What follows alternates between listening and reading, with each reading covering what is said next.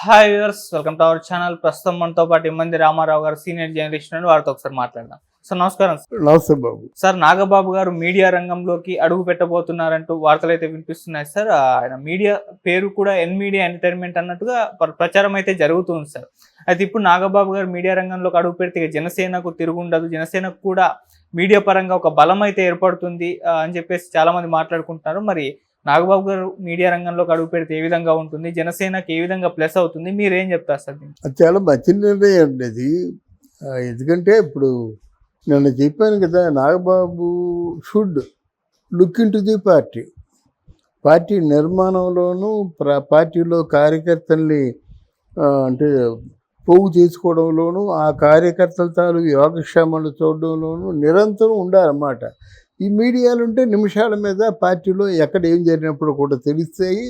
ఇమీడియట్గా డిజిటల్ ఛానళ్ళ ద్వారా వాళ్ళు ఇప్పుడు ఎవరికో ఆర్థిక సహాయం కావాలి, ఏదో గాయపడ్డాడు, దిక్కు దివానం లేదు, మంచి జనసేన కార్యకర్త, ఆ తక్షణం వైద్య సదుపాయం అందాలంటే ముందు ఇక్కడి నుంచి ఎవరికి హాస్పిటల్ కన్సర్న్ వ్యక్తి ఫోన్ చేసేసి ఆ డబ్బు వెంటనే పోస్టులో ఫోన్పే చేసేస్తారు, సౌలభ్యంగా ఉంటుంది కదా. అయితే నాగబాబు గారికి అది నా ఇష్టం, అది నా తాలూకు ఆలోచన. ఫిల్మ్ డెవలప్మెంట్ కార్పొరేషన్ చైర్మన్గా నాగబాబు చేస్తే ఏముంది, ఆడ పని ఉండదు, పాట ఉండదు. దీనికి ఏదైనా ఇంకా మంచి పొజిషన్, ఒకవేళ నాగబాబు కానీ ఈ వీడియో చూసినట్టయితే, మనం వీడియోల మీద విశ్వాసం ఉంటే అది ఆచరిస్తే బాగుంటుంది. ఏంటంటే ఆయనకో ఛాలెంజింగ్ పోస్ట్ ఏదైనా ఉంటే బాగుంటుంది. ఈ వయసులో మళ్ళీ పనిచేస్తాడు. మళ్ళీ ఇప్పుడు ఆ ఆయనకి ఫిల్మ్ డెవలప్మెంట్ కార్పొరేషన్ చైర్మన్గా ఉన్నా లేకపోయినా నాగబాబుకి మన ఎవరైనా పేరు మన తమ్మారెడ్డి భరద్వాజ ఇత్యాది వీళ్ళకి ఎప్పుడు జనసంచారం ఉంటుంది, మనుషులతో కాలక్షేపాలు ఉంటాయి. అలా కాకుండా డిఫరెంట్ ఫీల్డ్, డిఫరెంట్ వర్క్. ఇప్పుడు పార్టీ నిర్మాణం లోకేష్ చేస్తున్నాడు, ఇక్కడ నాగబాబు చేస్తే బాగుంటుంది. ఆ ఫిల్మ్ డెవలప్మెంట్ అయిపోయినట్టు నాకు అది ఎందుకో అది ఆలోచన రావటం లేదు. ఇంకేదైనా కొంచెం ఛాలెంజింగ్ రోల్ తీసుకుంటే బాగుంటుంది.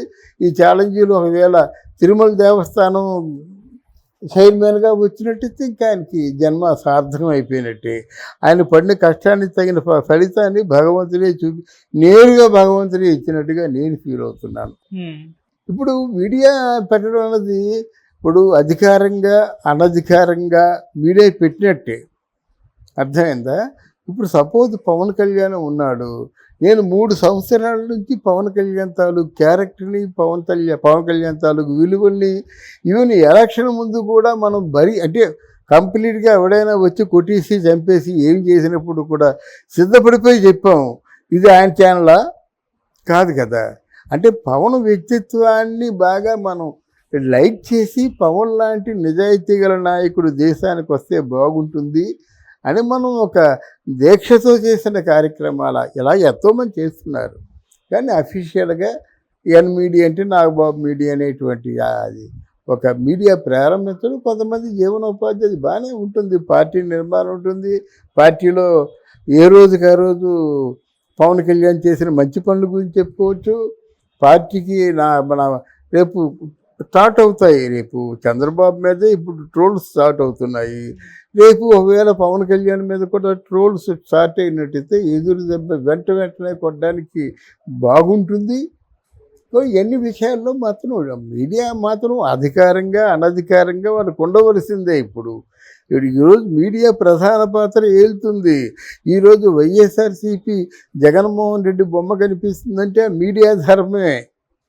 ఆ తాలూకు బొమ్మలు దేంట్లో వస్తాయి, సాక్షిలో వస్తాయి, లేదంటే ఆ తాలూకు మీడియాలో వస్తాయి కదా. అదే అంతకుముందు అయితే ఏం చేసేవారు, పేపర్లో రాయాలి, పేపర్లో స్పేస్ ఉండదు, రాయరు. ఎప్పుడు ఓడిపోయాడు 2-3 నెలల్లో ఒక తెరమరుగైపోతారన్నమాట. అప్పటికి ఇప్పటికీ తేడా ఏంటంటే ఎప్పుడూ మనం వార్తల్లో ఉండొచ్చు కనుక ఆ మీడియాని పవర్ఫుల్గా ఉపయోగించుకోవాలి. మీడియాని ఏంటంటే మీడియాలాగా ఉపయోగించుకుంటే బాగుంటుంది. ఫస్ట్ చూపించవలసింది ఎగ్జాజరేషన్స్ ఉండకూడదు.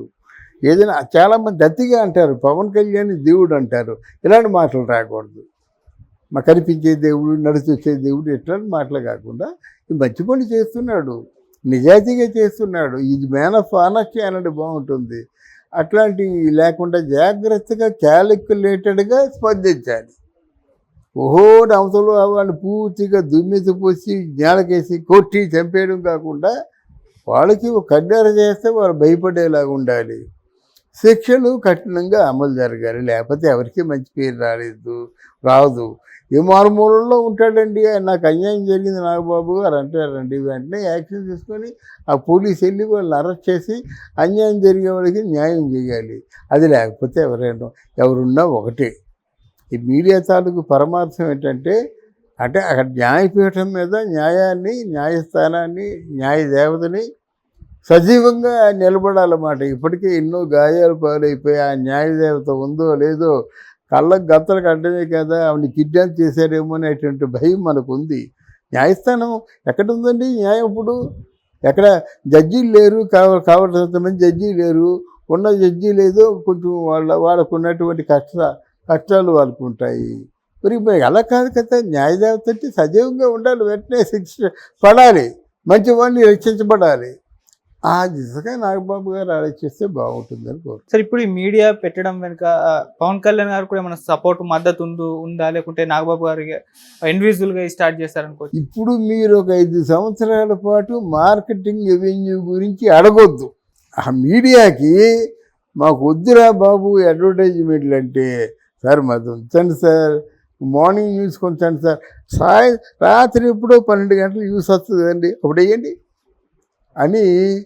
ఒకప్పుడు డెక్కన్ కిరాణికలకి ఎలాగైతే యాడ్స్ వచ్చాయో ఎన్ మీడియాకి కూడా అలాగే యాడ్స్ వస్తాయి. ఈ దెబ్బతో మనకి ఈ యూట్యూబ్ మీడియాలో ద నెంబర్ 1 మీడియా అవుతుంది Nagababu media, the number 1 media. ఇంకెవరో డబ్బులు అమ్ముడు పోవాల్సిన అవసరం లేదు. అలాగని మీడియా అంటే అది ఆ ఛానల్ మెయింటెనెన్స్ ఏదో కావాలి కదా, అడ్వర్టైజ్మెంట్ తీసుకుంటారు, దాని లోపం ఉండదు. ఎప్పుడైతే పుష్కలంగా అడ్వర్టైజ్మెంట్లు వచ్చాయంటే జీతాలు లోపం లేదు. జీతాలు లోకపోయినట్టయితే 3 పువ్వులు 6 కాయల్లా పనిచేస్తారు అందరూ. అంతకంటే మనకు కావాల్సింది ఏమిటి? బట్ నీతికి నిజాయితీకి పెద్దపీట వేసినప్పుడే ఇవన్నీ సమకూర్చాయి.